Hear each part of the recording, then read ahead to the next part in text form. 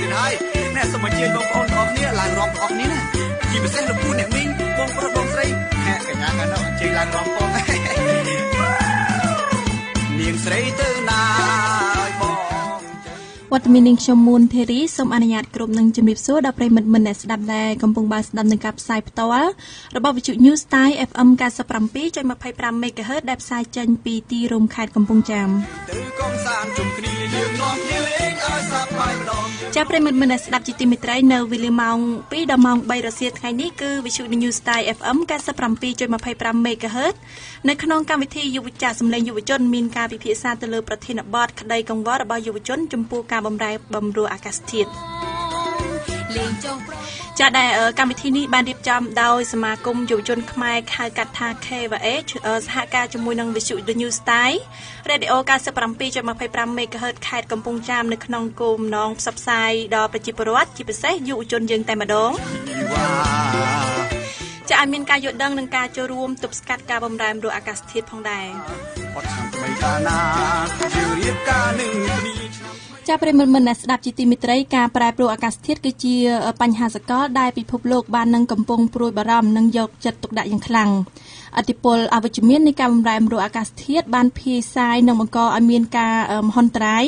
ស្ទើរគ្រប់តំបន់ទាំងអស់ដែលនៅលើសកលលោកដូចជាការកើនឡើងកម្ដៅសកលការកើនឡើងនៅកម្ពស់ទឹកសមុទ្រចាគ្រោះទឹកជំនន់ខ្យល់ព្យុះរំជួយដីនិងគ្រោះរាំងស្ងួតជាដើមទោះបីជាការប្រែប្រួលអាកាសធាតុនឹងបាននឹងកំពុងជះឥទ្ធិពលយ៉ាងធ្ងន់ធ្ងរនៅក្នុងប្រទេសកម្ពុជាយ៉ាងណាក្តីក៏មានប្រជាជនកម្ពុជាតិចតួចណាស់ដែលបានយល់ដឹងពីការប្រែប្រួលអាកាសធាតុបើយោងតាមរបាយការណ៍របស់អង្គការ BBC បម្រើពិភពលោកក្នុងឆ្នាំ2010គឺបានបង្ហាញថាប្រជាជនកម្ពុជាភាគច្រើនបាននឹងដឹងថាការប្រែប្រួលអាកាសធាតុបានធ្វើឲ្យមានផលប៉ះពាល់ទៅដល់ការរស់នៅនិងការចិញ្ចឹមជីវិតរបស់ពួកគេតែពួកគេមិនបានដឹងថាតើការកើតឡើងដោយសារតែមូលហេតុអ្វីហើយថាតើពួកគេត្រូវធ្វើដូចម្តេចដើម្បីឆ្លើយតបទៅនឹងការប្រែប្រួលអាកាសធាតុទោះបីជារាជរដ្ឋាភិបាលកម្ពុជាបាននឹងព្យាយាមផ្សព្វផ្សាយព័ត៌មានទៅកាន់ប្រជាពលរដ្ឋក៏ដូចជាពង្រឹងសមត្ថភាពរបស់ខ្លួនក្នុងការឆ្លើយតបទៅនឹងការប្រែប្រួលអាកាសធាតុបញ្ហានេះគឺធ្វើឲ្យមានផលប៉ះពាល់អ្វីខ្លះដល់យុវជននិងប្រជាពលរដ្ឋនៅក្នុងប្រទេសកម្ពុជាផ្ទាល់តើយុវជនគួរតែមានការចូលរួមយ៉ាងណាដើម្បីទប់ស្កាត់នៅបញ្ហានេះចាហេតុនេះហើយនៅក្នុងកម្មវិធីថ្ងៃនេះបានលើកយកប្រធានបទមួយដែលតាក់ទងទៅនឹងក្តីកង្វល់របស់ចាយុវជនចំពោះការបម្រែបម្រួលអាកាសធាតុផងដែរលោកអ្នកកំពុងស្ដាប់កម្មវិធីសម្លេងយុវជនដែលកំពុងជជែកពិភាក្សាលើប្រធានបទក្តីកង្វល់របស់យុវជនចំពោះការប្រែប្រួលអាកាសធាតុចង់ចូលរួមនៅក្នុងកម្មវិធីប្រិមិត្តអាចទូរស័ព្ទមកកាន់លេខ096លេខ6 888 100 088 797 52 និង72ចាលោកនាងប្រិមត្តអ្នកស្ដាប់ជាទីមេត្រីលោកអ្នកកំពុងតែតាមដានស្ដាប់របស់វិទ្យុ News Style ក្នុងការផ្សាយផ្ទាល់ចាអំពីកម្មវិធីសម្លេងយុវជននៅក្នុងប្រធានបទចាយុវជននៅក្នុងការចូលរួមចាការប្រែប្រួលអាកាសធាតុហើយនៅក្នុងថ្ងៃនេះពីកម្មវិធីមានកិត្តិយសក្នុងការអញ្ជើញចូលរួមចាវិក្កាមិនចំនួន2រូបចាដែលទី1នោះគឺចាកញ្ញាសៀងសុខហើយដែលមកពីខាងសមាគមយុវជនខ្មែរតំណាងខាងឃុំមានចាសូមជម្រាបសួរចារីឯទី2គឺចាអ្នកស្រីកឹមសូរិយាតួនាទីជាគម្រោងសមាគមចាកម្ពុជាដើម្បីកុមារក្រៅសាលារបស់អង្គការសកម្មភាពព្រះពុទ្ធសាសនាដើម្បីអភិវឌ្ឍសង្គមចាហើយក៏សូមអនុញ្ញាតជម្រាបសួរដល់អ្នកគ្រូផងដែរចាសូមជម្រាបសួរចាហើយជាដំបូងនេះសូមផ្ដល់ទូនីតិទៅកាន់អ្នកគ្រូកឹមសូរិយាមុនចាតើមានចំណាប់អារម្មណ៍យ៉ាងណាដែរចំពោះកម្មវិធីក៏ដូចជាប្រធានបទថ្ងៃនេះចាសូមអញ្ជើញចាសូមអរគុណចំពោះយោបល់របស់ខ្ញុំចំពោះប្រធានបទពាក់ព័ន្ធទៅនឹងក្តីកង្វល់លើបំរែបំរួលអាកាសធាតុចាដោយសារខ្ញុំសង្កេតឃើញថាសប្តាហ៍ថ្ងៃហ្នឹងគឺចាការប្រែប្រួលនៃអាកាសធាតុវាមានន័យថាខុសប្លែកពីពេលមុនចាអញ្ចឹងវាធ្វើឲ្យប៉ះពាល់ដល់ជីវិតមនុស្សសត្វចារុក្ខជាតិដែលនៅលើផែនដីរបស់យើងនៅពេលនេះចាហើយវាជា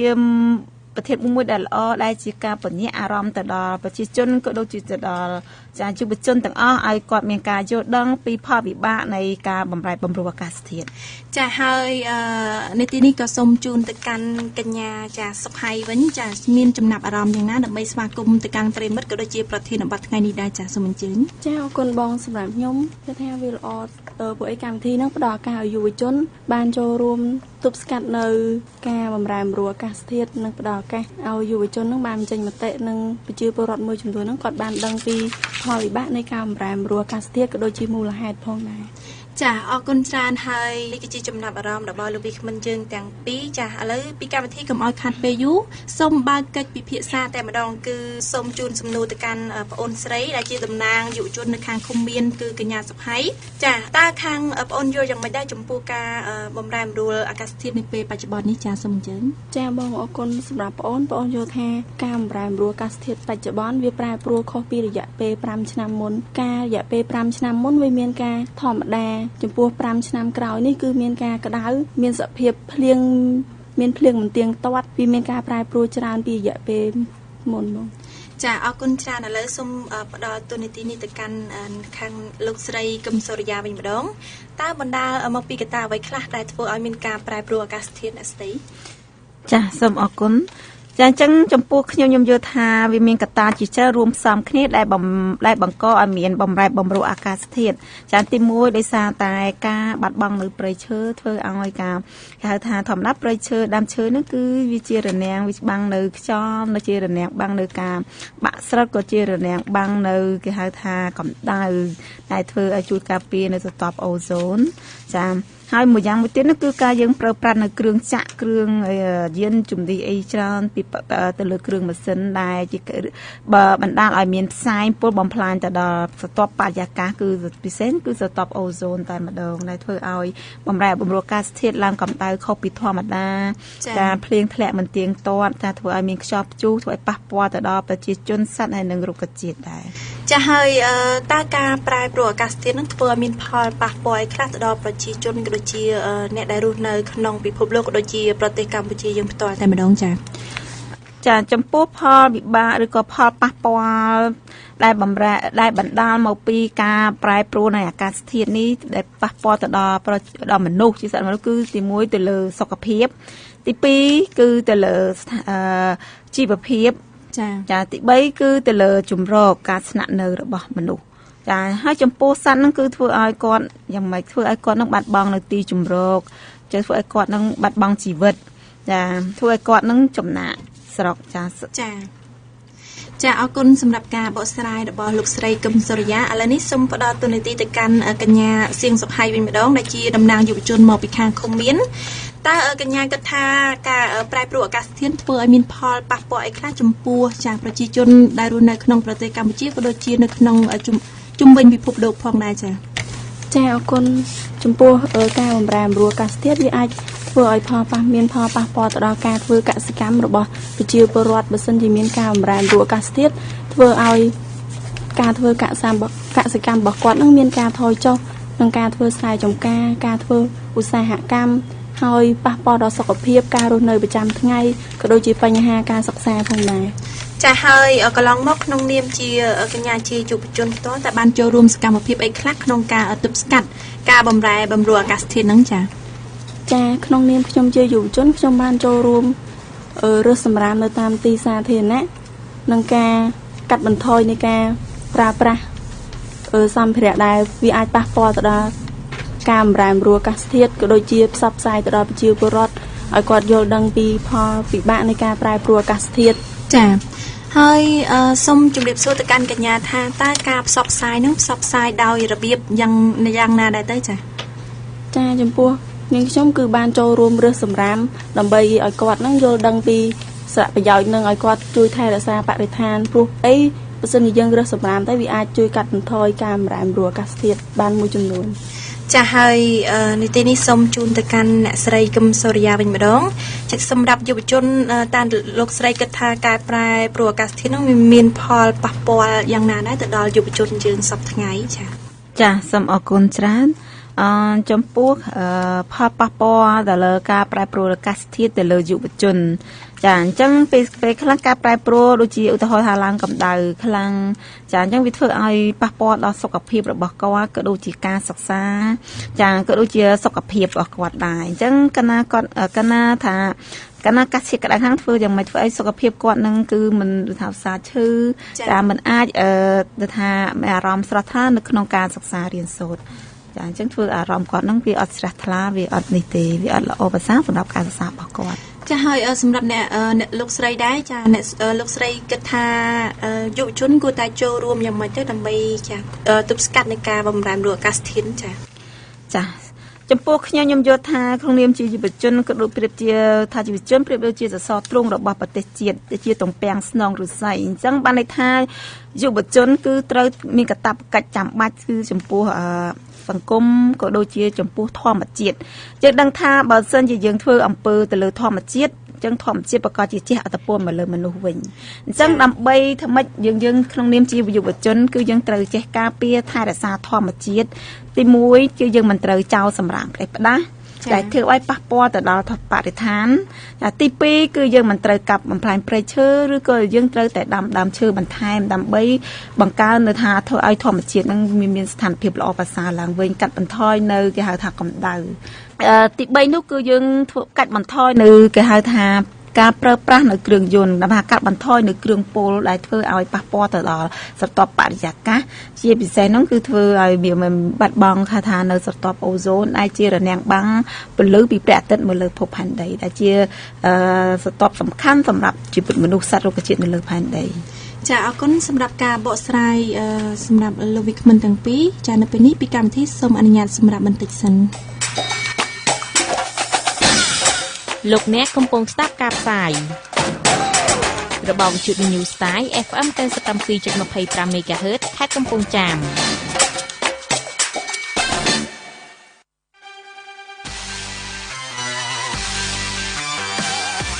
ប្រសិនបើលោកអ្នកចង់ស្ដាប់កម្មវិធីផ្សាយផ្ទាល់ណាមួយរបស់វិទ្យុ New Style សូមចូលទៅកាន់គេហទំព័រ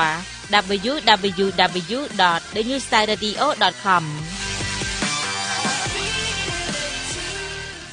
ចាគុណច្រើនលោកនាងប្រិមិត្តម្នាក់ស្ដាប់ជីទីមិត្តរីជាពិសេសមិត្តយុវវ័យយើងតែម្ដងហើយនៅក្នុងវគ្គនេះសម្រាប់មិត្តយុវវ័យយើងក៏អាចចូលរួមនៅក្នុងកម្មវិធីបានដែលមានលេខទូរស័ព្ទពីរប្រព័ន្ធចាគឺប្រព័ន្ធទី1 096លេខ6 888និង100រីឯប្រព័ន្ធទី2 088 797 52និង72ចាប្រសិនបើជាមិត្តយុវវ័យយើងមានជាមតិយោបល់ដើម្បីដែលចង់បញ្ចេញជាមតិយោបល់នៅក្នុងកម្មវិធីក៏អាចទូរស័ព្ទមកកាន់ទូរស័ព្ទទាំងពីរខ្សែនេះបានចាហើយបើសិនជាមានសំណួរក៏អាចសាកសួរមកកាន់លោកវិក្កាមយើងទាំងពីរបានផងដែរចាហើយពីកម្មវិធីសូមបន្តកិច្ចពិភាក្សាជាបន្តចាសូមជូនសំណួរទៅកាន់ខាងតំណាងយុវជនមុនគឺតែកញ្ញាគិតថាសកម្មភាពយុវជនយើងកន្លងមកធ្វើឲ្យចាប្រជាពលរដ្ឋនៅក្នុងសហគមន៍មានការយល់ដឹងបានកម្រិតណាចាបងយុវជនដែលបានធ្វើកន្លងមកប្រជាពលរដ្ឋមួយចំនួនមិនទាន់បានយល់ដឹងដោយសារតែសកម្មភាពរបស់យើងទើបតែបង្កើតហើយសកម្មភាពរបស់យើងទើបធ្វើតែបាន2-3សកម្មភាពអញ្ចឹងប្រជាពលរដ្ឋក៏មិនសូវយល់ដឹងពីបញ្ហាការបម្រែបម្រួលអាកាសធាតុនេះបានដោយច្រើនជាងច្រើននេះបងចាហើយចំពោះការផ្សព្វផ្សាយហ្នឹងចាហើយគិតថាប្រជាជនយើងក៏ដូចជាយុវជនយើងគាត់បានយល់ដឹងកម្រិតណាហើយចាចំពោះយុវជនវិញគឺការយល់ដឹងរបស់យុវជនគឺវាមិនទាន់ច្បាស់ដែរមិនទាន់ច្បាស់ដូចជានៅមានកម្រិតណាកញ្ញាចាហើយសម្រាប់បើសិនជាមានយុវជនយើងមិនទាន់មានការយល់ដឹងពីច្បាស់ពីបញ្ហាហ្នឹងទេក៏ដូចជាមិនទាន់បានចូលរួមទប់ស្កាត់នៅក្នុងការបម្រែបម្រួលអាកាសធាតុហ្នឹងតាមនឹងមានវិធានការអីបន្តក្នុងការបញ្ជ្រាបនៅព័ត៌មានហ្នឹងឲ្យទៅគាត់ដឹងចាដូចជាការផ្សព្វផ្សាយឲ្យគាត់ដឹងយល់ដឹងកាន់តែច្បាស់អញ្ចឹងណាចាចំពោះយុវជនគឺគាត់អាចយល់ដឹងតាមរយៈការស្ដាប់វិទ្យុអញ្ចឹងគាត់អាចដឹងពីព័ត៌មាននឹងបានហើយផ្សព្វផ្សាយទៅដល់គាត់ហើយឲ្យគាត់ចូលរួមនៅក្នុងសកម្មភាពដូចជាការកាត់បន្ថយការប្រើប្រាស់នៅផលិតផលឬក៏សម្ភារៈដែលធ្វើឲ្យវាបម្រែបម្រួលអាកាសធាតុនិងការកាត់បន្ថយនៅប្រេងឥន្ធនៈចា ដូចជាឧស្ម័នផ្ទះកញ្ចក់ជាដើមហ្នឹងកញ្ញាចាអរគុណច្រើនសម្រាប់ការបកស្រាយរបស់កញ្ញាដែលជាតំណាងយុវជនឃុំមានចាមកពីសមាគមយុវជនខ្មែរចាហើយពីកម្មវិធីសូមទទួលជួបប្រិមិត្តយើងមួយរូបសិនគឺមកពីខាងឃុំល្វេស្រុកកោះស្ទឹងចាទីឡាជំរាបសួរចាទីឡាទទួលបានពីកម្មវិធីបងច្បាស់ទេចាជំរាបសួរទីឡាចាហើយទីឡាយល់ឡើងមិនដែរចំពោះការបម្រែបម្រួលអាកាសធាតុណាគឺថាការបម្រែបម្រួលអាកាសធាតុរបស់ថ្ងៃនេះគឺเราพอปักบอกแฟนของคุณคือจนมีการทำเทียมน้องนะคะไปถ่ายชุมจานแบบចាទីឡាអាចជម្រាបបានទេថាតើផលប៉ះពាល់នឹងមានអ្វីខ្លះទៅទីឡាទៅខាងខ្ញុំទៅថ្ងៃផលប៉ះពាល់គឺមានផលប៉ះពាល់តាំងពីខាងធ្វើកសិកម្មឬក៏សូម្បីថាការចិញ្ចឹមជ្រូកផ្សេងក៏វាខុសពីមុនឆ្ងាយដែរបងចាហើយខ្ញុំថាសេដ្ឋកិច្ចក្នុងការភូមិខ្ញុំដែលនេះហ្នឹងក៏វាពាក់ព័ន្ធជាមួយនឹងអាកាសធាតុហ្នឹងដែរចាហើយបានដំណាក់ផ្សេងក៏អត់បានដែរបងចាហើយខាងមូលដ្ឋានរបស់ទីឡាផ្ទាល់មានជាយុវជនចូលរួមនៅក្នុងការទប់ស្កាត់ក៏ដូចជាការបម្រែបម្រួលអាកាសធាតុដូចជាការដង្ហែក្បួនអីនៅគឺអត់មានផងបងហាំតែថាលោកគ្រូវិទ្យាមានសមត្ថកិច្ចនឹងលោកអមលោកឃុំអីក៏ចូលរួមគឺខ្ញុំអាស្រ័យចូលរួមប្រជុំជាមួយគ្រូអញ្ចឹងគឺបានដឹងហើយជុំវិញទាំងខ្ញុំគឺបានដើមឈើល្ងាចឡើងគឺខ្ញុំនាំបងប្អូនបានដើមឈើចាហើយសម្រាប់ទីឡាផ្ទាល់បានចូលរួមណាខ្ញុំខ្ញុំចូលរួមដែរតែចូលរួមមួយថ្ងៃគឺការរួមប្រជុំផ្សេងៗអញ្ចឹងព្រោះខ្ញុំជាសមាជិកនៃក្រុមគឺដែរចាដល់ពេលអញ្ចឹងគឺខ្ញុំអាចដឹងតែវិធីប្រវត្តិខ្លះគឺគាត់អត់ដឹងទេគាត់គិតថាល្ងថាលើប្រាក់ចំណូលយើងចឹងគ្រួសារគាត់តែបើតាមខ្ញុំគិតគាត់អត់ទៅចេះគិតថាបណ្ដាលdurchការវិធីគឺវាប៉ះពាល់ខ្លាំងចាហើយទីឡាក្នុងនាមទីឡាជាយុវជនម្នាក់តើទីឡានឹងធ្វើយ៉ាងណាបន្តក៏ដូចជាអនុវត្តសកម្មភាពអ្វីខ្លះក្នុងការការពារការបម្រែបម្រួលអាកាសធាតុណាខ្ញុំធ្វើរាល់ថ្ងៃហ្នឹងគឺថាពេលការប្រជុំគុំអីផ្សេងៗអញ្ចឹងមានពិធីប្រជុំរួមអីអញ្ចឹងខ្ញុំចូលរួមជាមួយគេការស្ដាប់ការមើលតែវិការវិធីរបស់ខ្ញុំគឺវិធីប្រកបអត់សូវយល់ដឹងបញ្ហានៃការបម្រែបម្រួលអាកាសធាតុផ្សេងៗទេគាត់ថាមានភាពខ្លីៗខាងខ្លាចមានខ្យល់ឬក៏ខ្លាចភ្លៀងឬក៏ខ្លាចថ្ងៃហ្នឹងក្តៅខ្លាំងអីយើងគាត់បានទៅលើកយ៉ាងម៉េចតែគាត់អត់បានពិចារណាថាសម្រាប់ម្រួលអាកាសធាតុហ្នឹងគឺវាមិនបញ្ហាខ្លាំងទេចាហើយទីឡាមានជាសំណួរអីដែលចង់សាកសួរមកកាន់កម្មវិធីក៏ដូចជាលោកវិក្កាមទាំងពីរដែរទេចាខ្ញុំមានសំណួរដែរចាសូមជឿលោកស្រីហើយនឹងបងស្រីគាត់និយាយថាយើងត្រូវកាត់បន្ថយឧស្ម័នកម្មឬក៏ការប្រើវិស័យយានយន្តឬក៏ផ្សែងអីផ្សេងៗតែបើសិនជាកម្មវិធីយើងទាមទារឲ្យបាននៃការអភិវឌ្ឍលឿនឬក៏លោកស្រីហើយនិយាយថាតំទាំងក្នុងវិស័យទីចង់បានការអភិវឌ្ឍនៃប្រទេសកម្ពុជាយើងតែបើសិនជាយើងឈប់ប្រើគ្រឿងវិស័យគ្រឿងម៉ាស៊ីនដូចជាពីមុនហើយប្រជាប្រដ្ឋយើងយកជួតអីគឺប្រើគោឬក៏ដីតែឥឡូវគេប្រើគោយន្តឬក៏ហៅថាកលីថងផ្សេងៗអាហ្នឹងប្រើគ្រឿងដែរតែយើងទាមនៃការជឿនលឿននៃប្រទេសហើយប្រើរបស់គាត់តែទំនើបដូចប្រទេសដទៃដល់ពេលលោកស្រីនិយាយអញ្ចឹងខ្ញុំអត់សូវយល់ចង់ឲ្យលោកស្រីទៅយល់ពីខាងហ្នឹងឲ្យបន្តិចហើយខ្ញុំបងស្រីឡើងតែខ្ញុំសង្ឃឹមថាមិនថាយុវជននៅឃុំមានឬយុវជននៅឃុំផ្សេងៗទេជាបរិបទទាំងអស់នឹងចូលរួមជាមួយបើសិនជាមានការប្រជុំឬក៏ការកោះហើយការអប់រំផ្សេងៗខ្ញុំជឿថាពួកគាត់នឹងចូលរួមបានច្រើនដែរតែបើសិនជាការណាយគឺវិជាបរិបទគឺលោកអត់ទៅចាញ់ម៉ែទេចាហើយទីឡាមានតែប៉ុណ្្នឹងទេណាខ្ញុំមានតែប៉ុណ្្នឹងទេបងចាអរគុណជំរាបលា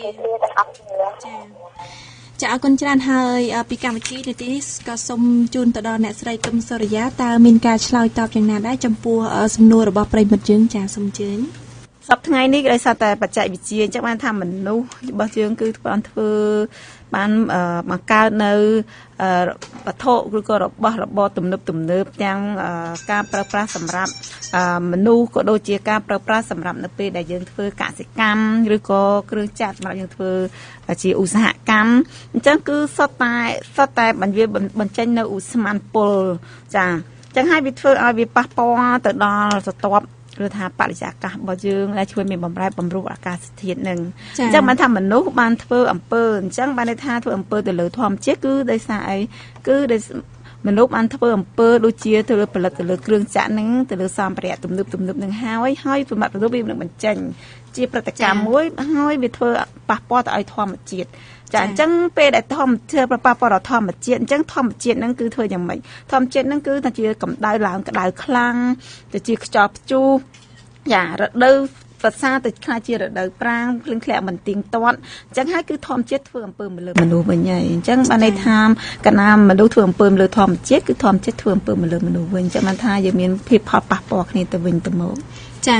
ហើយនៅទីនេះក៏សូមជូនទៅកាន់កញ្ញាសៀងសុខហើយដែរតែមានការឆ្លើយតបយ៉ាងណាចំពោះសំណួររបស់ប្រិមិត្តយើងអំបញ្ញមិញនេះចាសូមអញ្ជើញ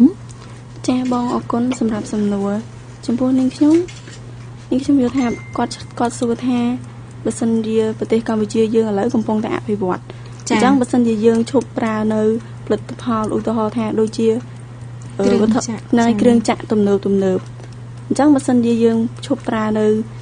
វត្ថុទាំងអស់ហ្នឹងវាមិនអាចធ្វើឲ្យប្រទេសយើងអភិវឌ្ឍប៉ុន្តែយើងអាចកាត់បន្ថយវាបានចាវត្ថុដែលមិនចាំបាច់យើងអត់អាចប្រើបានឧទាហរណ៍យើងមិនមែនថាឲ្យវាអត់ប្រើវាសោះហើយប៉ុន្តែយើងអាចកាត់បន្ថយវាចាកាត់បន្ថយតាមរយៈរបៀបណាទៅចាកញ្ញាអាចជម្រាបជូនទៅកាន់ប្រិមិត្តយើងបានទេចាចំពោះការកាត់បន្ថយនោះគឺដូចឧទាហរណ៍ថាការប្រើនៅទឹកអប់អីអញ្ចឹងវាអាចប៉ះពាល់ទៅដល់អាកាសធាតុខ្លាំងបំផុតខ្លាំងជាងប្រេងឥន្ធនៈទៀតចាអញ្ចឹងយើងអាចកាត់បន្ថយវាតាមរយៈហ្នឹងទៅចាហើយសម្រាប់ប្រិមិត្តយើងក៏អាចចូលរួមជាបន្តនៅក្នុងកម្មវិធីចាឥឡូវសូមទទួលជួបប្រិមិត្តយើងតែម្ដងគឺខាងសុភ័ក្រចូលរួមមកពីខាងកំពង់ចាមយើងផ្ទាល់តែម្ដងចាឥឡូវនេះឃើញថាក្រុមការងារយើងកំពុងតែសម្រួលជូនចាហើយនៅក្នុងនីតិនេះក៏ឆ្លៀតឱកាសជម្រាបសួរទៅកាន់អ្នកគ្រូចាអ្នកលោកស្រីវិក្មិនចាមួយសំណួរទៀតដែរគឺកន្លងមកខាងចាអង្គការសកម្មភាពព្រះពុទ្ធសាសនាផ្ទាល់ធ្លាប់មានធ្វើការផ្សព្វផ្សាយអំពីបញ្ហាបំរែបំរួលអាកាសធាតុទៅកាន់យុវជនដែរឬទេចាសូមអរគុណ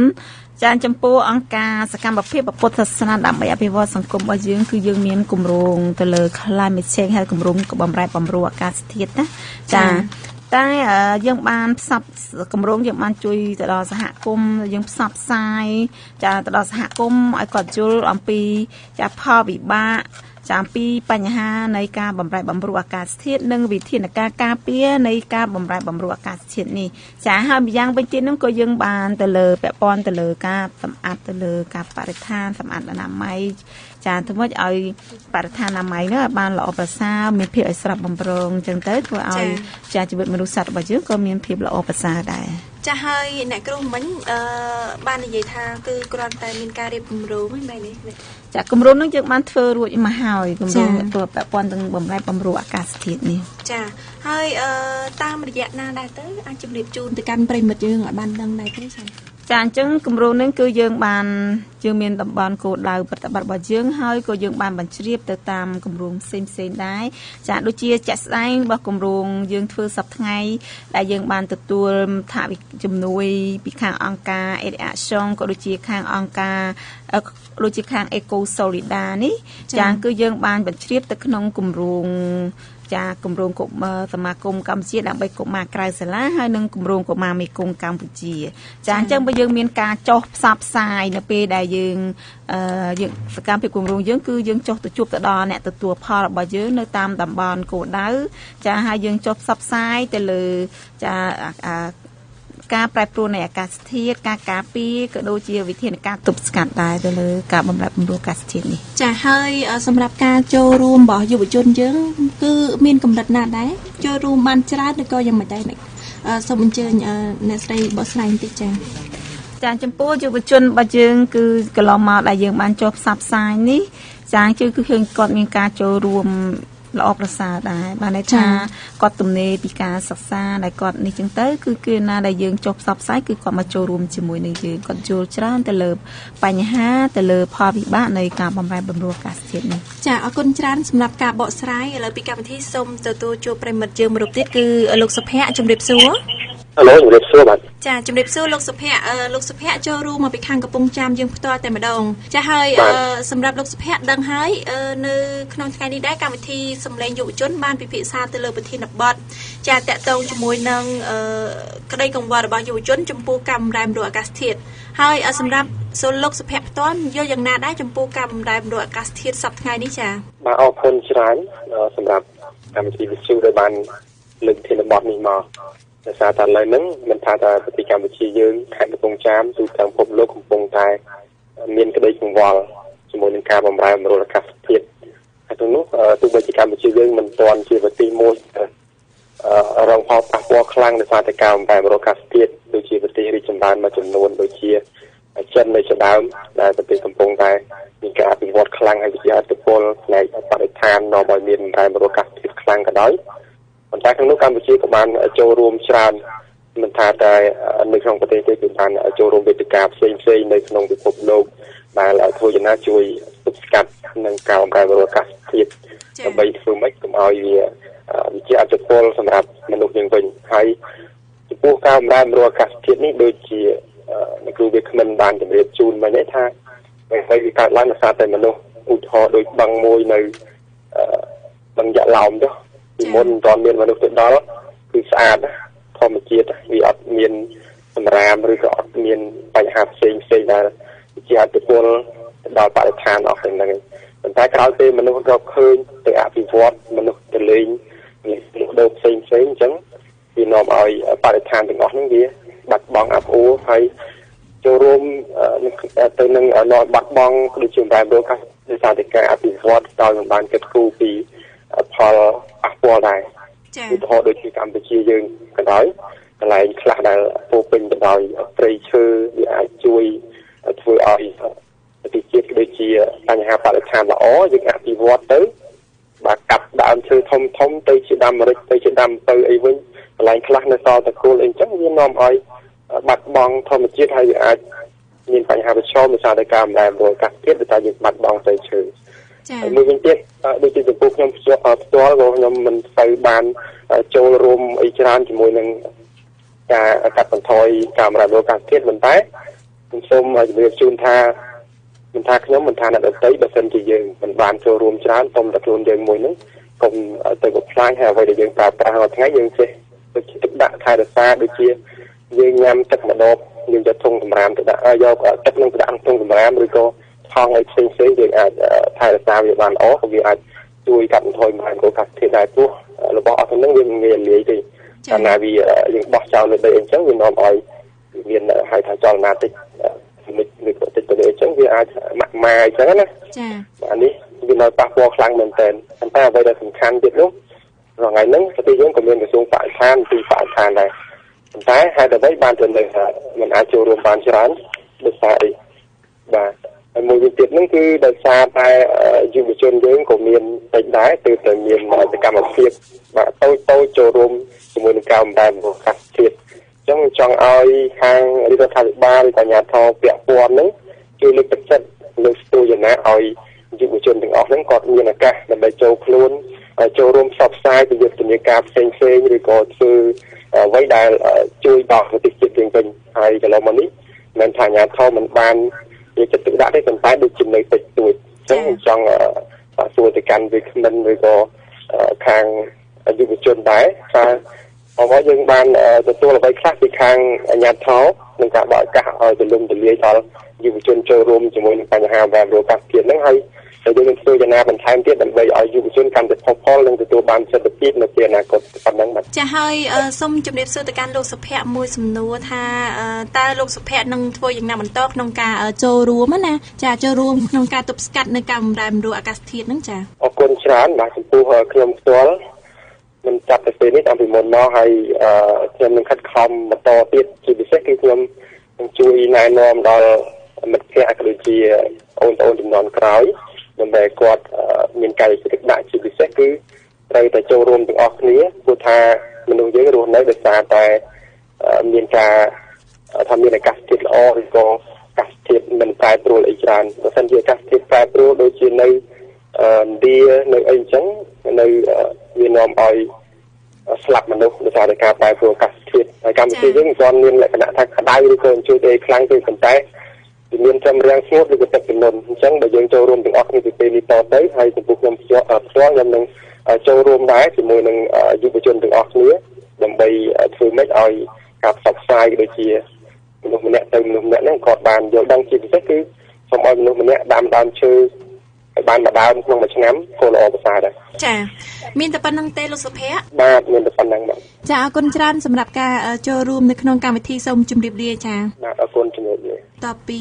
ប្រិមិត្តយើងបានបញ្ចេញមតិយោបល់ក៏ដូចជាសួរនៅសំណួរណាចាទៅកាន់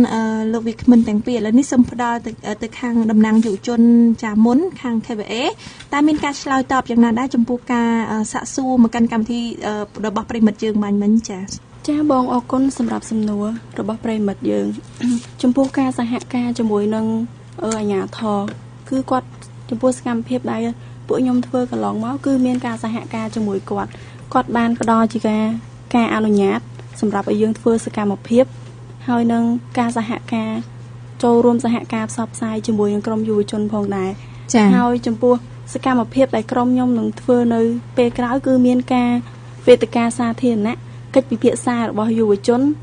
និងការប្រគំតន្ត្រីចាហើយចាអរគុណច្រើនសម្រាប់ការបកស្រាយរបស់តំណាងយុវជនមកពីខាងឃុំមានគឺកញ្ញាសៀងសុខៃចាហើយនីតិនេះក៏សូមជូនទៅកាន់លោកស្រីកឹមសូរិយាចាមានការឆ្លើយតបយ៉ាងណាដែរចំពោះការដូចជាការសាកសួររបស់ប្រិយមិត្តយើងបាញ់មិញនេះចាចាសូមអរគុណចាចំពោះសំណួររបស់លោកសុភ័ក្រដែលគាត់សួរថាតើយើងត្រូវធ្វើយ៉ាងម៉េចខ្លះដើម្បីឲ្យអាជ្ញាធរនឹងគាត់ចូលរួមនៃការថាផ្សព្វផ្សាយឬក៏ជាលើកកម្ពស់យល់ដឹងទៅដល់សហគមន៍នៅក្នុងអំពីការបម្រែបម្រួលអាកាសធាតុចាអញ្ចឹងបែរថាក្នុងនាមយើងជាអង្គការក្រៅរដ្ឋាភិបាលអញ្ចឹងយើងមានគ្រាន់តែយើងចូលរួមការសហការចាចូលរួមនៅក្នុងឬថាផ្ដល់ជាចាយោបល់ឬក៏ផ្ដល់ជាអនុសាសន៍ធ្វើម៉េចដើម្បីឲ្យខាងអាជ្ញាធរក៏ដូចជាខាងឃុំឲ្យគាត់យល់អំពីសារៈសំខាន់ក៏ដូចជាយល់អំពីចាភាពចាំបាច់ចាហើយនឹងយល់អំពីផលវិបាកនៃបំរែបំរួលអាកាសធាតុហើយនឹងកត្តាជះឥទ្ធិពលកត្តារូបសំអ្វីខ្លះដែលធ្វើឲ្យមានផលប៉ះពាល់ទៅដល់ការបំរែបំរួលអាកាសធាតុនេះយើងគ្រាន់តែជាការផ្ដល់ជាអនុសាសន៍ឬក៏ជាការសហការជាមួយនឹងខាងអាជ្ញាធរហើយនោះដែរក៏យើងបានចូលរួមក្នុងការចូលរួមមួយខាងអាជ្ញាធរដូចជាការចុះផ្សព្វផ្សាយចាការចុះធ្វើយុទ្ធនាការផ្សេងចាអរគុណច្រើនសម្រាប់ការបកស្រាយរបស់វាគ្មិនទាំងពីរចាពីកម្មវិធីសូមបន្តទទួលចូលប្រិមិត្តយើងជាបន្តគឺលោកថានិតចាជំរាបសួរថានិតបាទជំរាបសួរបងចាថានិតផ្ទាល់ចូលរួមនៅក្នុងកម្មវិធីដឹងហើយថាជាកម្មវិធីសម្លេងយុវជនដែលកំពុងតែពិភាក្សាលើប្រធានបទក្តីកង្វល់របស់យុវជនចំពោះការបម្រែបម្រួលអាកាសធាតុហើយថានិតផ្ទាល់យកយ៉ាងម៉េចដែរចំពោះការបម្រែបម្រួលអាកាសធាតុសប្តាហ៍ថ្ងៃចាបាទចំពោះមតិខ្ញុំផ្ទាល់គឺខ្ញុំយល់ឃើញថាការប្រែប្រួលអាកាសធាតុគឺវាជាអត្តពលទៅលើថាមិនត្រឹមតែពីកម្ពុជាគឺដូចជាប្រទេសទាំងអស់ដែរហើយគេកំពុងតែមានជាការដោះស្រាយយ៉ាងតឹងរ៉ឹងដែរចំពោះការផ្សព្វផ្សាយក៏មានការផ្សព្វផ្សាយច្រើនដែរក៏ដូចជាពីកម្ពុជាក៏ដូចជាប្រទេសទីមានការគិតគូរមែនទែនហើយទៅតាមគំនិតខ្ញុំនៅក្នុងប្រទេសកម្ពុជាខ្ញុំឃើញថាវាមានបញ្ហាច្រើនដែលប៉ះពាល់ទៅលើបរិស្ថានដែរដូចជាយើងក៏លេចមើលទៅលើថាកម្ដៅសម្រាមដែលវាបំភាយឧស្ម័នយ៉ាងច្រើនទៅលើបរិយាកាសដែលធ្វើខូចស្តុកអូសូនហើយដូច្នេះហើយអញ្ចឹងថាយើងតែការប្រើវាបើយើងនៅតែប្រើថាការគ្រប់គ្រងសម្រាមនឹងអត់បានល្អអញ្ចឹងហើយនេះគឺជាវិជាជនរបស់គេត្រូវចូលរួមថារដ្ឋាភិបាលក៏បានផ្សព្វផ្សាយហើយថាពេលដែលយើងច្រកសម្រាមចូលគឺយើងត្រូវមានថងផ្នែកវាសម្រាប់ត្រីរៀងសម្រាប់រឹងអញ្ចឹងហ្មងហើយយើងបើយើងធ្វើតាមនោះបានគឺក៏សំណុកក្នុងការគ្រប់គ្រងសម្រាប់មួយផ្នែកផងដែរចាហើយសម្រាប់ចាសូមជើញហើយមួយទៀតគឺទៅលើវិស័យកសិកម្មគឺ គាត់បាននិយាយពីការប្រើប្រាស់ជីគីមីអីចឹងប្រើបានក៏តែយើងប្រើឲ្យត្រូវតាមបច្ចេកទេសបើយើងប្រើតាមបច្ចេកទេសបានគឺអត់ប៉ះពាល់ខ្លាំងហ្មងនេះហើយថ្ងៃហ្នឹងយើងក៏កំពុងតែផ្លាស់ប្ដូរពីជីគីមីទៅប្រើជីរ៉ៃរាវវិញដែរចាគឺខំប្រឹងផ្សព្វផ្សាយឲ្យប្រើជីធម្មជាតិច្រើនជាងជីគីមីព្រោះថាយើងត្រូវផ្សព្វផ្សាយហ្នឹងគឺបញ្ហាទៅលើកសិកម្មដែរគឺគាត់កំពុងតែផ្សព្វផ្សាយទៅលើការប្រើប្រាស់ឲ្យចូលរៀនតែគេដល់ប្រជាជននឹងដែរចាហើយហើយមួយទៀតទៅលើករណីមួយទៀតទៅលើការកាប់ព្រៃឈើហ្នឹងក៏យ៉ាងដែរនឹងការប្រើប្រាស់ម៉ាស៊ីនយានយន្តចាស់ដែលថាការប្រើចំហេះអន្តរជាតិហ្នឹងគឺជនយើងភាគច្រើនក៏ប្រើយានយន្តដូចជាម៉ូតូគោយន្តឬក៏គ្រឿងម៉ាស៊ីនចាស់គាត់យកអាចចាស់យកមកធ្វើថ្មីទៅគាត់យកមករើគ្រឿងអីហ្នឹងទៅដល់ពេលហ្នឹងវាធ្វើឲ្យប៉ះពាល់ខ្លាំងមែនទែនចាហើយសម្រាប់ឋានៈផ្ទាល់គិតថាវាមានផលប៉ះពាល់អីខ្លះទៅដល់មនុស្សដូចជាបរិស្ថានដែលនៅជុំវិញខ្លួនយើងណាបើយើងគិតទៅលើដំណើរសម្រាប់យើងឃើញថាប៉ះពាល់ពីខ្លះដូចជាការភូមិលឹកឲ្យយើងមិនចាំគិតថាភីអីឡើងលើព្រោះតែយើងថាបើតែយើងក៏ស្មានល្អទេគាត់ថាក្លិនភីវាហ្នឹងក៏ធ្វើឲ្យយើងមានអារម្មណ៍ថាបរិស្ថានជុំវិញខ្លួនយើងអាប់ពោះចាហើយលើហ្មងចាហើយសម្រាប់ឋានៈផ្ទាល់ក្នុងនាមជាយុវជនមានការធ្លាប់បានចូលរួមក៏ដូចជាចូលរួមទប់ស្កាត់នៅការបម្រែបម្រួលអាកាសធាតុហើយនៅចាដូចការបានចូលរួមមានការដើររឿងសម្រាមតាមផ្លូវអញ្ចឹងជាមួយនឹងខាងសាលាខេត្តអញ្ចឹងគឺเขาបានចូលរួមដែរហើយដូចជាការដាំដើមឈើហើយខ្ញុំអត់បានដាំឯណាធំតែខ្ញុំដាំនៅផ្ទះរបស់ខ្ញុំដើម្បីឲ្យបរិស្ថានជួយខ្ញុំមានភាពបរិសុទ្ធចាហើយឋានៈមានជាសំណួរអីដែលចង់សាកសួរមកកាន់កម្មវិធីដែរទេឋានៈខ្ញុំចង់សួរទៅមិនថាឧស្ម័នផ្ទះកំចក់ហ្នឹងវាមានអីខ្លះទៅហើយតាមដាក់វាតែអាលំដាប់ណាដែលប៉ះពាល់ខ្លាំងគេរហូតដល់ដែលប៉ះពាល់តិចជាងគេហើយតែចំហាយទឹកវាជាឧស្ម័នផ្ទះកំចក់ដែរទេចាអរគុណមានតែប៉ុណ្្នឹងទេបាទមានប៉ុណ្្នឹងទៅចូលរួមបានចាអរគុណច្រើនសម្រាប់ការចូលរួមឋានៈសូមជម្រាបលាចាបាទអរគុណបងជម្រាបលាចាអរគុណច្រើនសម្រាប់ការចូលរួមរបស់ប្រិមិត្តយើងចានីតិនេះក៏សូមជូនទៅកាន់អ្នកស្រីកឹមសូរិយាមុនចាតើមានការឆ្លើយតបយ៉ាងណាដែរចំពោះសំណួររបស់ប្រិមិត្តយើងចាសូមអរគុណច្រើនចំពោះលោកដែលបកសួរអំពីទៅលើឧស្ម័នផ្ទះកញ្ចក់ចាអញ្ចឹងឧស្ម័នផ្ទះកញ្ចក់ណាខ្លះដែលថាមិនសូវផ្ដល់ប៉ះពាល់ខ្លាំងទៅដល់គេហៅថាបរិយាកាសក៏ដូចជាបណ្ដាលឲ្យមានការបំរែបបំរួលអាកាសធាតុចាចំពោះចំណុចនេះក៏ខាងខ្ញុំក៏មិនសូវជាច្បាស់ដែរទៅលើឧស្ម័នផ្ទះកញ្ចក់ថាប្រភេទណាដែលថាវាមានដូចថាអាចចាដូចថាផលប៉ះពាល់តិចទៅលើដូចថាទៅលើបំរែបបំរួលអាកាសធាតុណាចាអរគុណច្រើនឥឡូវសូមជូននីតិទៅកាន់យុវជនតំណាងឃុំមានមកពីសមាគមយុវជនខ្មែរគឺកញ្ញាសៀងសុខហើយវិញម្ដងតើមានការឆ្លើយតបយ៉ាងណាដែរទៅចាអរគុណសម្រាប់សំណួរបើតាមនាងខ្ញុំផ្ទាល់នាងខ្ញុំយល់ថាឧស្ម័នផ្ទះកញ្ចក់វាមានច្រើនហើយវាបណ្ដាលមកពីការប្រើប្រាស់នៅម៉ាស៊ូតនិងប្រេងឥន្ធនៈក៏ដូចជាហ្គាសនិងក្លិនទឹកអប់វាជាឧស្ម័នផ្ទះកញ្ចក់មួយដែលប៉ះពាល់ខ្លាំងជាងគេចាឥឡូវនេះសូមបន្តសំណួរទៅកាន់កញ្ញាទៅវិញចាហើយចំពោះយុវជននៅក្នុងសហគមន៍កញ្ញាផ្ទាល់ណាចាតើកញ្ញាគិតថាគាត់មានការយល់ដឹងអំពីការបម្រែបម្រួលអាកាសធាតុបានកម្រិតណាដែរទៅចាចំពោះយុវជននៅក្នុងឃុំមានផ្ទាល់ចំពោះការបម្រែបម្រួលអាកាសធាតុគឺការយល់ដឹងរបស់គាត់នោះគឺនៅមានកម្រិតដោយសារតែអង្គការមួយចំនួនឬក៏ខាងអាជ្ញាធរពាក់ព័ន្ធហ្នឹងគាត់អត់ទាន់មានជំនាញឬក៏គាត់អត់ទាន់បានយល់ដឹងពីបញ្ហាការបម្រែបម្រួលអាកាសធាតុហើយក៏អត់បាន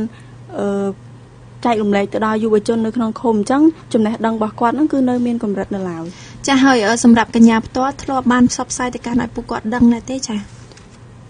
ចំពោះនាងខ្ញុំធ្លាប់បានទទួលនៅវគ្គបណ្ដុះបណ្ដាលពីសមាគមយុវជនខ្មែរដែលតាក់ទងទៅនឹងការបម្រែបម្រួលអាកាសធាតុហើយខ្ញុំបានយកទៅចែករំលែកទៅដល់មិត្តភ័ក្តិបងប្អូនក៏ដូចជាប្រជាពលរដ្ឋនៅក្នុងសហគមន៍នៅក្នុងឃុំមានផ្ទាល់តែម្ដងចាហើយសម្រាប់ការចូលរួមរបស់គាត់មិនដែរ ចំពោះការចូលរួមរបស់គាត់និយាយទៅពួកគាត់អត់ទាន់យល់ដឹងពីផលវិបាកក៏ដូចជាបញ្ហាការបម្រែបម្រួលអាកាសធាតុនៅឡើយចាអរគុណច្រើនឥឡូវសូមបន្តសំណួរទៅកាន់អ្នកស្រីកឹមសូរិយាវិញម្ដងចាហើយអ្វីដែលជាបញ្ហាលំបាកនិងឧបសគ្គក្នុងការឲ្យយុវជននោះមានការចូលរួមចាក្នុងការទប់ស្កាត់ក៏ដូចជាការបម្រែបម្រួលក្នុងអាកាសធាតុចាសូមអរគុណចាអញ្ចឹងបញ្ហានេះវាជាបញ្ហាមួយសំខាន់ដែលថាយុវជនដែលត្រូវតែយល់ដឹងទៅលើការបម្រែបបម្រួលអាកាសធាតុចាអញ្ចឹងក្នុងនាមយើងគឺថាជាអង្គការក្នុងនាមយើងជាថាអាជ្ញាធរធ្វើម៉េចធ្វើឲ្យគាត់ផ្ដល់ឱកាសក៏ដូចជាធ្វើម៉េចឲ្យគាត់យល់អំពីសារៈសំខាន់នៃអាកាសធាតុនៃការប្រែប្រួលចាគាត់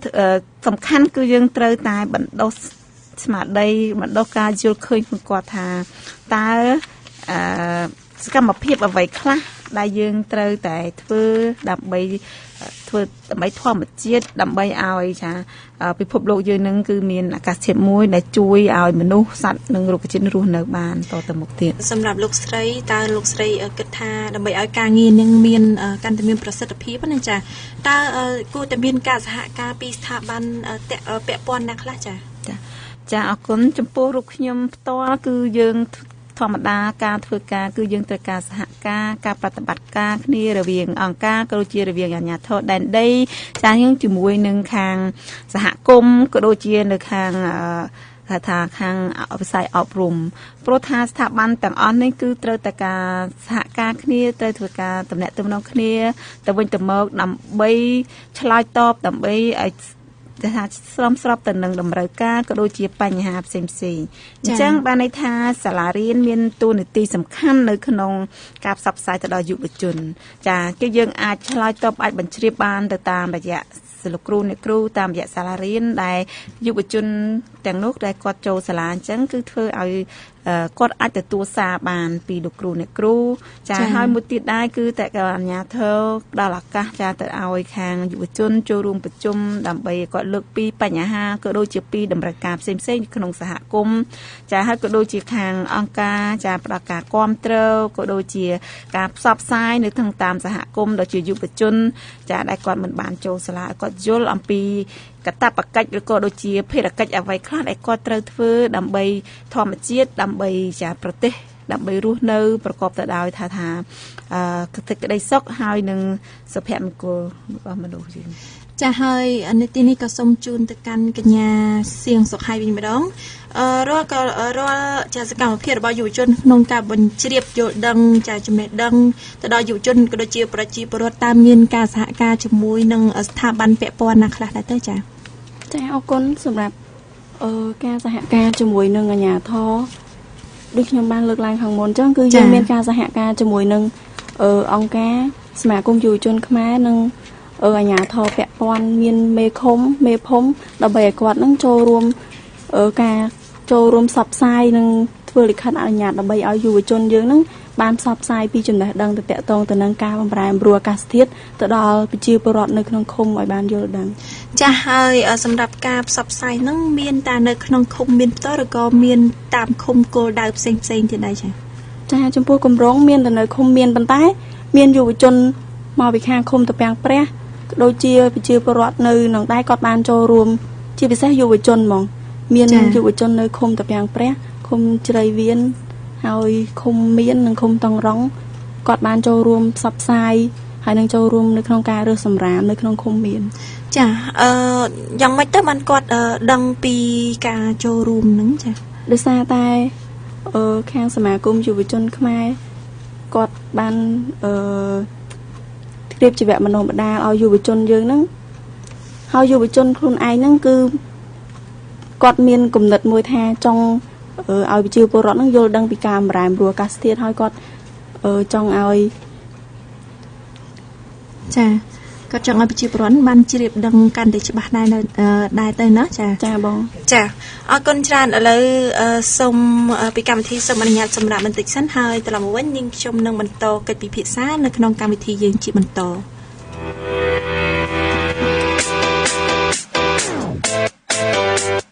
ប្រសិនបើលោកអ្នកចង់សំណូមពរប័ណ្ណចម្រៀងណាមួយដែលលោកអ្នកពេញចិត្តឬចង់កែលម្អកម្មវិធីណាមួយរបស់ Visual The New Style សូមចូលទៅកាន់គេហទំព័រ Facebook ដោយវាជាអក្សរអង់គ្លេស The New Style Radio 97.25 FM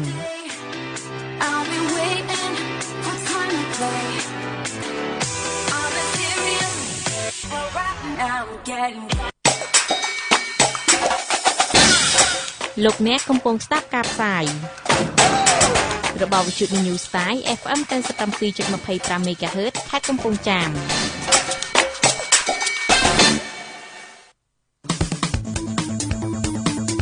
លោកអ្នកកំពុងស្ដាប់កម្មវិធីសំឡេងយុវជនដែលកំពុងជជែកពិភាក្សាលើប្រធានបទក្តីកង្វល់របស់យុវជនចំពោះការប្រែប្រួលអាកាសធាតុចង់ចូលរួមនៅក្នុងកម្មវិធីប្រិមិត្តអាចទូរស័ព្ទមកកាន់លេខ096លេខ6 888 100 088 797 52 និង 72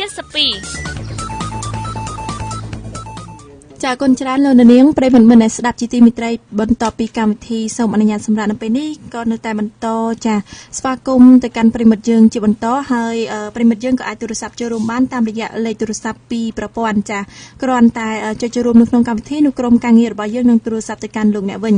ខណៈនឹងពេលវេលានេះដែរគឺជាកម្មវិធីសំឡេងយុវជនដែលកំពុងតែពិភាក្សាលើប្រធានបទចាក្តីកង្វល់របស់យុវជនចំពោះការបម្រែបម្រួលអាកាសធាតុចាឃើញថាមានប្រិយមិត្តយើងចូលរួមមួយរូបទៀតហើយគឺកញ្ញាស្រីលក្ខមកពីខាងកំពង់សៀមចាជំរាបសួរស្រីលក្ខចាជំរាបសួរបងចាអរគុណច្រើនសម្រាប់ការចូលរួមនៅក្នុងកម្មវិធីហើយស្រីលក្ខបានដឹងហើយនៅថ្ងៃនេះកម្មវិធីសម្លេងយុវជនគឺពិភាក្សាទៅលើប្រធានបទក្តីកង្វល់របស់យុវជនចំពោះការបម្រែបម្រួលអាកាសធាតុចាហើយសម្រាប់ស្រីលក្ខផ្ទាល់តើយល់យ៉ាងណាដែរចំពោះការបម្រែបម្រួលអាកាសធាតុសប្តាហ៍ថ្ងៃចាចាបងអាកាសធាតុសប្តាហ៍ថ្ងៃខាងអូនគឺថាប្រែប្រួលខ្លាំងបងចាដោយសារតែមូលហេតុអីទៅគឺថាបច្ចុប្បន្នមានគេកាប់ព្រៃឈើច្រើនណាបងចាពេលចង់ធ្វើឲ្យអាកាសធាតុប្រែប្រួលខ្លាំងសម្រាប់ស្រីលក្ខផ្ទាល់គិតថាវាមានផលប៉ះពាល់អីទៅនៅពេលដែលមានការប្រែប្រួលអាកាសធាតុអញ្ចឹងចាមានច្រើនមានអីខ្លះទៅអាចជម្រាបជូនបានទេការកាប់ព្រៃឈើច្រើនអញ្ចឹងធ្វើឲ្យខ្យល់ខ្លាំងផ្ទះយើងមួយចំនួនជាគេអាចដួលរលំបានបងក្នុងនាមស្រីលក្ខជាយុវជនផ្ទាល់ហើយបានចូលរួមនៅក្នុងការទប់ស្កាត់ការប្រែប្រួលអាកាសធាតុហើយនៅចាស្រីលក្ខទទួលបានពីខាងកម្មវិធីបងច្បាស់ទេបាទចាបងសុំសួរទៅកាន់ស្រីលក្ខថាក្នុងនាមស្រីលក្ខជាយុវជនផ្ទាល់ចាដែលបានចូលរួមនៅក្នុងការទប់ស្កាត់ការបម្រែបម្រួលអាកាសធាតុហើយនៅចាបានហើយបងចាចូលរួមតាមសកម្មភាពណាខ្លះទៅអាចជម្រាបជូនបានទេចឹងចាដូចជាហើយងំពោឲ្យប្រជាពលរដ្ឋខ្មែរហើយដាំកូនឈើឲ្យបានច្រើនបងកុំមានការកាប់បំផ្លាញទៀតទេបងចាមានតែប៉ុណ្្នឹងទេណាចាបងចាហើយមានជាសំណួរអីដែលចង់សាកសួរមកកាន់វាគ្មិនទាំងពីរដែរទេចាចាមកចង់សួរថាហើយនៅពេលដែលអាកាសធាតុប្រែប្រួលខ្លាំងតើយើងមានវិធីអីផ្សេងទៀតដែលអាចជួយទប់ស្កាត់បានណាបងចាមានតែប៉ុណ្្នឹងទេណាចាបងចាអរគុណជំរាបលាសម្រាប់ការចូលរួមនៅក្នុងកម្មវិធីចាចាបងចាអរគុណច្រើនហើយនាទីនេះក៏សូមជូនទៅកាន់ចាខាងកញ្ញាស៊ីងសុខៃមុនចាតើមានការឆ្លើយតបយ៉ាងណាដែរចំពោះសំណួររបស់ប្រិមិត្តយើងបាញ់មិញនេះចាចាអរគុណសម្រាប់សំណួរនៅពេលដែលអាកាសធាតុប្រែប្រួលខ្លាំងយើងអាចត្រៀមខ្លួនទុកមុនពេលយើងដឹងថានៅរយៈពេល4-10ឆ្នាំឬក៏30ឆ្នាំទៅមុខទៀតវានឹងមានការប្រែប្រួលនៅអាកាសធាតុខ្លាំងអញ្ចឹងដើម្បីឲ្យកុំឲ្យអាកាសធាតុនឹងប្រែប្រួលខ្លាំងយើងត្រូវតែកាត់បន្ថយពីពេលឥឡូវនេះទៅឧទាហរណ៍ដូចជាការកាត់បន្ថយដូចជាខាងវាគ្មិនរបស់យើងក៏ដូចជាប្រិមិត្តយើងដែលបានលើកឡើងពីមុនហ្នឹងគាត់ថាត្រូវចូលរួមដាំកូនឈើវានឹងអាចជួយឲ្យអាកាសធាតុយើងហ្នឹងល្អវាមិនអាចប្រែប្រួលអញ្ចឹងចាអញ្ចឹងបើសិនយើងអាចកាត់បន្ថយវិធីការពារដែលល្អបំផុតគឺយើងត្រូវការពារពីពេលនេះតទៅចាហើយសូមជូននីតិនេះទៅកាន់លោកស្រីកឹមសូរិយាវិញម្ដងតើមានការឆ្លើយតបយ៉ាងណាដែរទេចាមានបញ្ហាកើតចាអញ្ចឹងបានន័យថាបងអូនក៏បាននិយាយហើយគឺយើងត្រូវតែនាំគ្នាចូលរួមកាត់បន្ថយចាប់ពីពេលឥឡូវនេះតទៅដោយថាត្រូវ កាត់បន្ថយនៃការកាប់បំផ្លាញព្រៃឈើ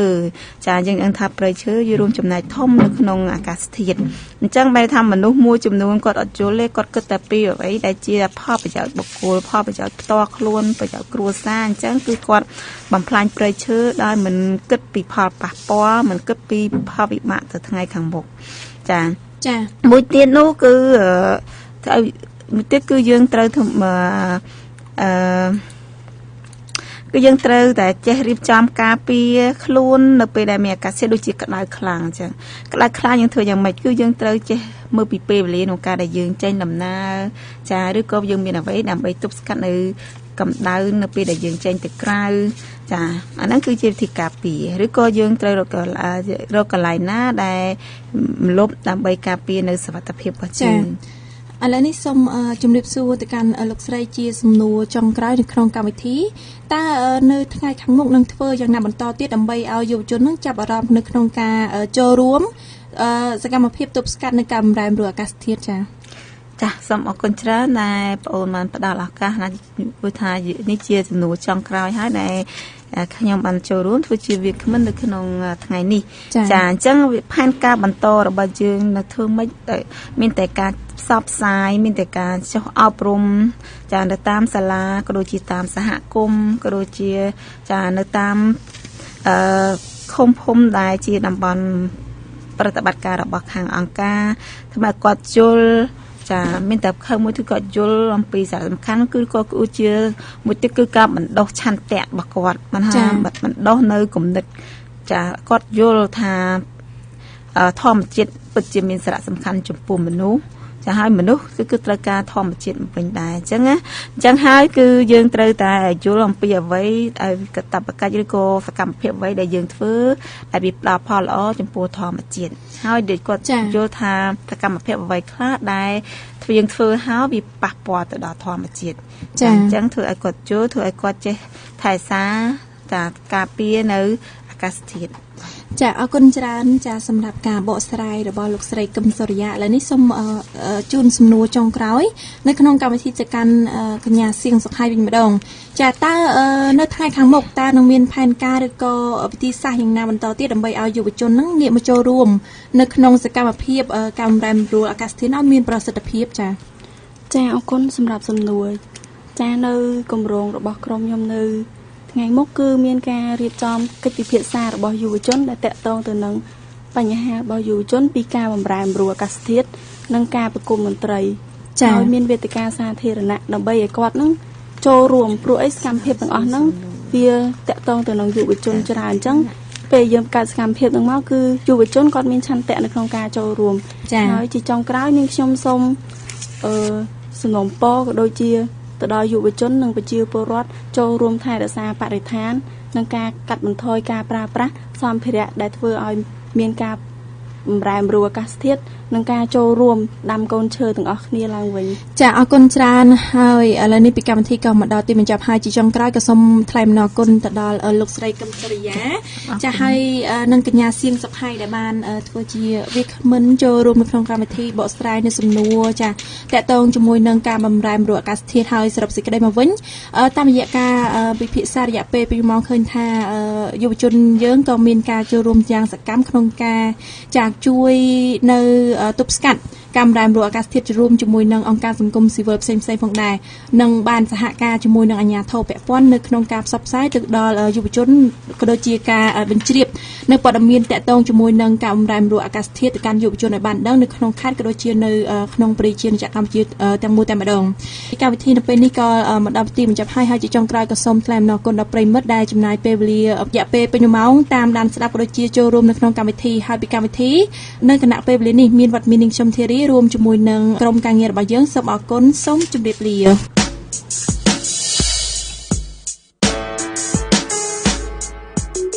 កម្មវិធីសម្លេងយុវជននៅមានចាក់ផ្សាយឡើងវិញនៅវេលាម៉ោង 2 ដល់ម៉ោង 3 រសៀលថ្ងៃត្រង់ថ្ងៃអាទិត្យទី25 ខែតុលានៅ Visual News Style FM 97.25 MHz ខេត្តកំពង់ចាមនិង Visual សុភមង្គល FM 90.70 MHz